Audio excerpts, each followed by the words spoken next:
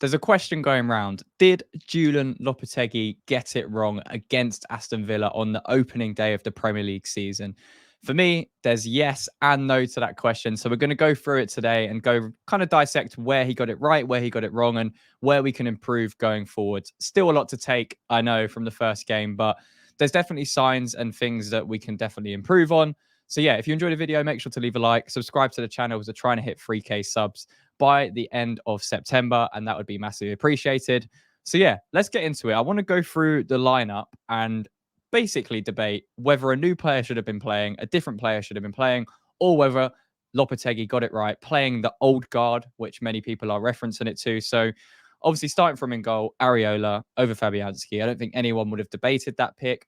People have been quite critical of Areola's performance against Aston Villa, specifically highlighting his lack of prowess coming out to collect the ball from the corner when he was kind of just stationary for Onana's header.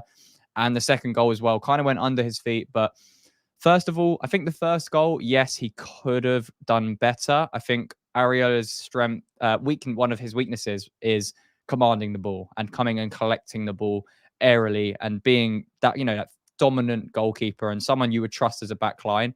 He was kind of stood still. He probably trusted his defenders to do what they needed to do because we were set up in kind of a structure that allowed our best headers of the ball and more physically imposing players to be on the ball.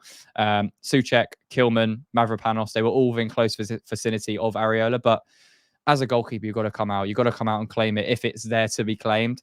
I think it's slightly harsh saying he should have done it, but he definitely could have done it. And the second goal, I don't place any blame. It was a really nice finish from Duran, really quick fire, drilled it low and hard. And yeah, there's no debate over Areola and Fabianski for me. Areola is the number one goalie, and that's how it should stay.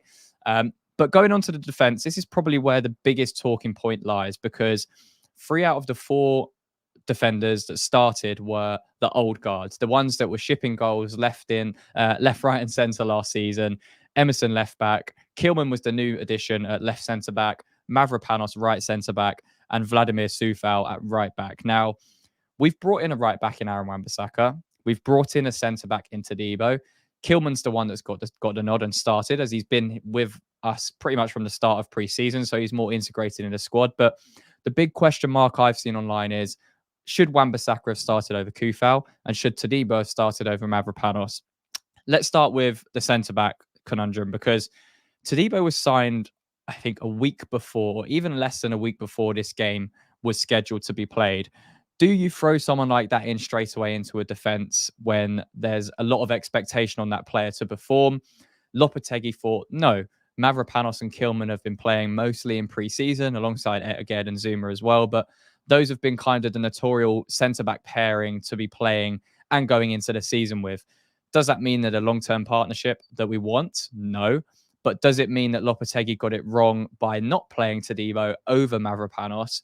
Personally, I don't think so. I think obviously, Todibo should come in pretty ASAP because he's the better centre-back and he's a very, very good centre-back on the ball. And, we saw glimpses of that from his 5 or 10 minute cameo at the end of the match. But again, Lopetegui was kind of damned if you do, damned if you don't, because if Todibo started and made a mistake, it's like, why are you bringing a player in so early when they've just signed? They've had no preseason with West Ham. They don't understand how to be integrated right now, and you're expecting them to do all this stuff. So on that sense, I think Lopetegui got it right.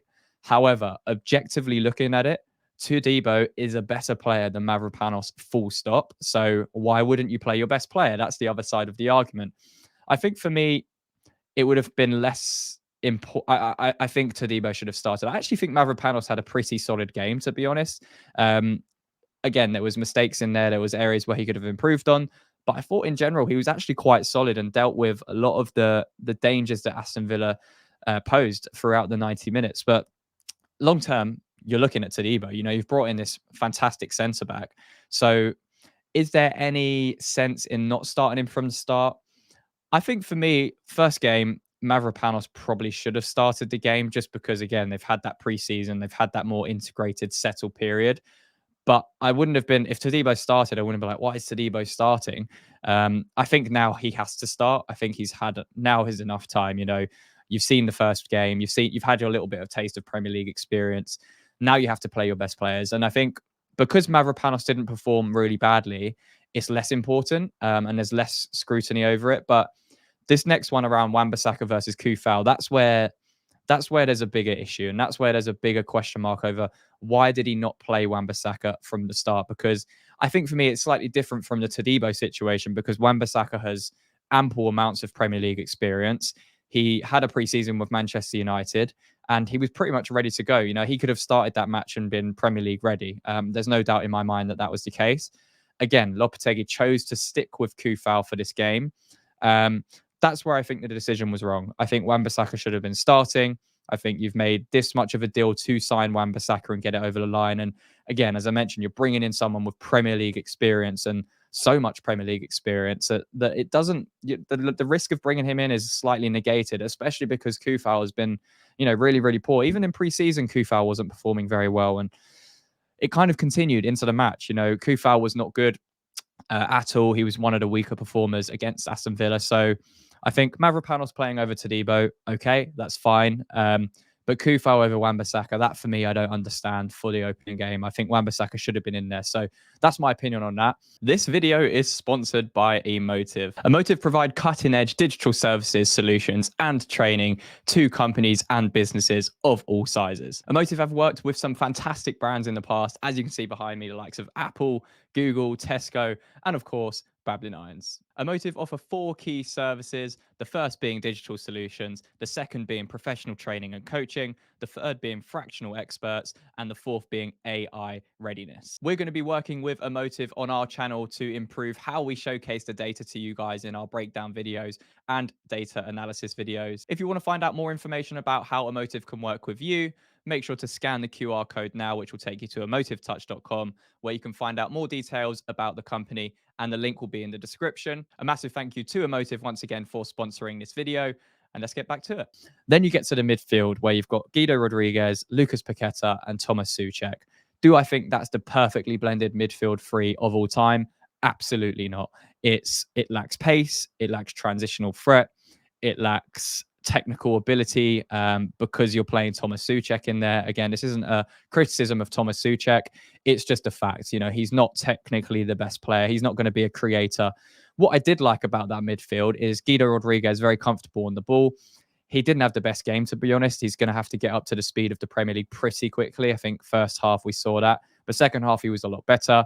But Lucas Paqueta was constantly dropping deeper as that deep-lying playmaker in the 8 position, and looking for those intricate passes over the top through the channels, connecting play with Emerson, Kudus, Bowen, which I really, really liked. I loved seeing Paqueta in that position. Wasn't his best game by any stretch, but that's where you're going to get the most effective Paqueta. So for me, the positive is we've seen Paqueta play in his deep natural 8 position, and we've seen it be effective. And obviously got his first goal from the penalty spot as well. But for me, it still clearly indicates that you cannot play Thomas Souček and Guido Rodriguez or Edson Alvarez, whoever it's going to be, in a midfield with Lucas Paqueta. A, it doesn't have the legs. B, it doesn't have the creativity. C, it doesn't have the transitional threat. For me, again, I'm going to keep saying it. I would love to see Kudus in the middle with Paqueta and Alvarez or Guido. That's what I would like to see. Again, people will say that's slightly attacking, but Kudus has shown time and time again he has the defensive work rate. And if we can find a way to connect Paqueta and Kudus closer on the pitch within those intricate spaces, we will unlock teams, because then you have Somerville on the left, you have Bowen on the right, and you have Fulkrug or Antonio up top. You will break down teams a lot easier than playing a blunt instrument in Souček in the midfield, where he's pretty ineffective. He's not going to be involved in build-up play. It's only in and around the box aerially, or causing issues that way, that you're going to see Souček's importance or value. But it doesn't warrant the 90-minute period. It's great to have as an option off the bench if you need to change things up, but it shouldn't be a 90-minute match for Thomas Souček, in my opinion. And when Alvarez comes back, is there a question mark of Alvarez and Guido Rodriguez playing together? I think in certain games, yeah, there will be, when we need to be more defensively secure. But overall, I still think, and I will maintain it, that our midfield three should be Kudus, Paqueta, and Alvarez in the midfield three. That for me is the best midfield three we can work with. I think it has the best balance. I think it has the most industry. And again, you could maybe point towards someone like James Ward-Prowse playing. Again, I don't think it would be effective as playing Kudus there. I'm sure a lot of people would want to see, Paqueta, Alvarez, Ward-Prowse as a midfield three. There is nothing that Ward-Prowse does as a more advanced player, because we're going to be honest, Ward-Prowse can't play deep 8. So it'd be Paqueta playing deeper alongside Alvarez, Ward-Prowse slightly higher.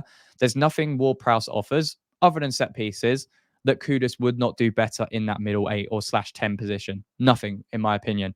You want to get Kudus involved as much as possible.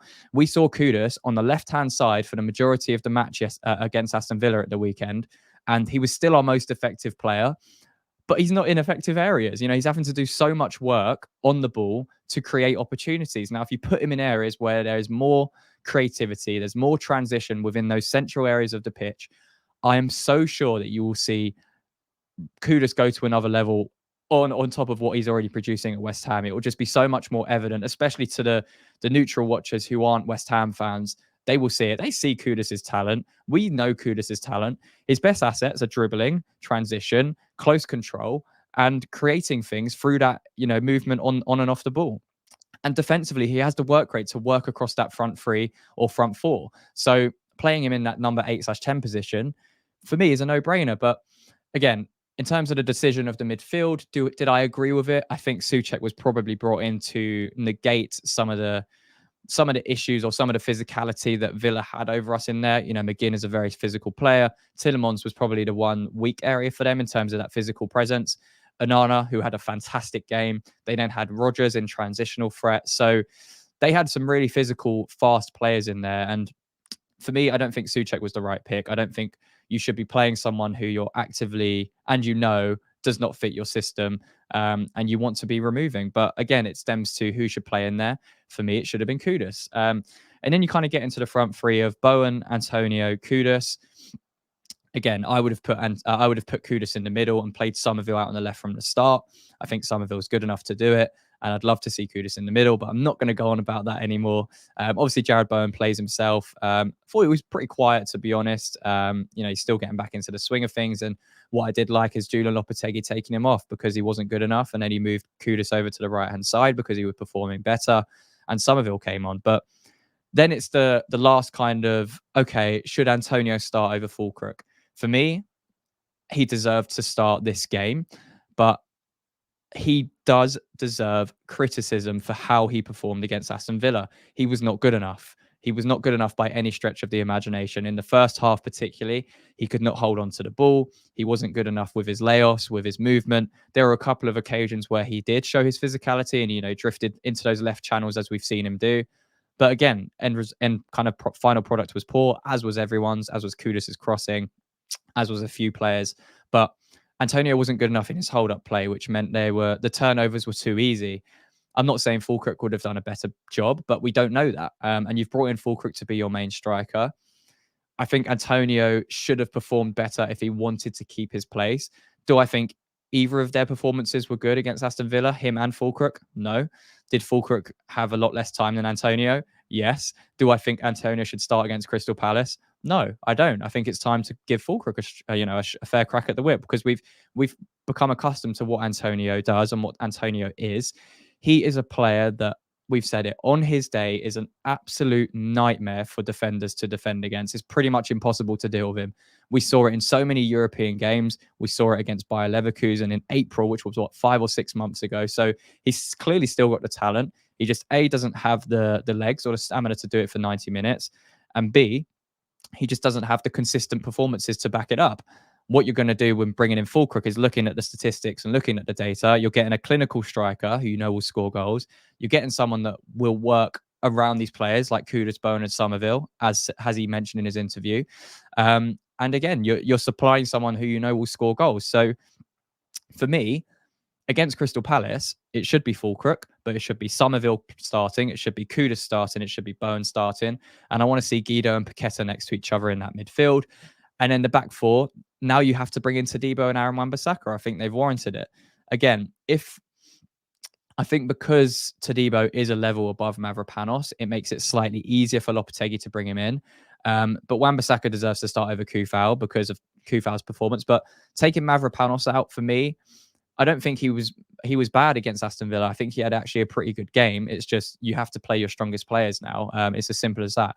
I get it on the opening day, but just to summarize, do I think Julen Lopetegui got it wrong against Aston Villa? Yes, he got it wrong technically, but again, it's all well and good me standing here and saying that now because we've had the result that we've had. We were very close to equalising right at the end. It's again we could have been 3 or 4 nil down in the first half, but kind of negates my point of, it's a results based business. Am I going to judge Julen Lopetegui after one game of Premier League football? Absolutely not. And I think every fan jumping onto him and jumping onto the performance already after one game is crazy. I think it's absolutely absurd, and I don't think he deserves or warrants that at all. Was Julian Lopetegui our pick on this channel for the manager position this summer? No. Were we actively against it with other some of the top candidates that were, the likes of Amarin, Slot? Yeah. Does that mean we don't now back him as a manager and give him a fair time to integrate these players into the squad and to get the best out of these players in a system? We do. We have to. We have to absolutely back him. For me, you have to give him 10 to 15 games of solid football, Premier League football, to see where we're at as a football club and whether these players are good enough for his system and whether his system is being effective enough. It takes a long time to create these processes and to create this implementation of a football club. Do not judge Julen Lopetegui off of one game in against a team that are fantastic, by the way. Una Emery is one of the best managers in the league. Tactically, he was fantastic in this game. He often forced us wide. He often created those overloads wide where we just didn't have it because we play quite narrow off the ball. But I still think there's positives to take from it. I really do. And, we could sit here and be negative and say we should have lost 5 or 6 nil. We didn't create enough opportunities. He got the lineup wrong. There's elements to that are true, but the bigger picture is it's his first Premier League game. Signings have not been integrated properly, and it takes time. He's been here a few months. Give him some time, but we'll see. We'll see how it is.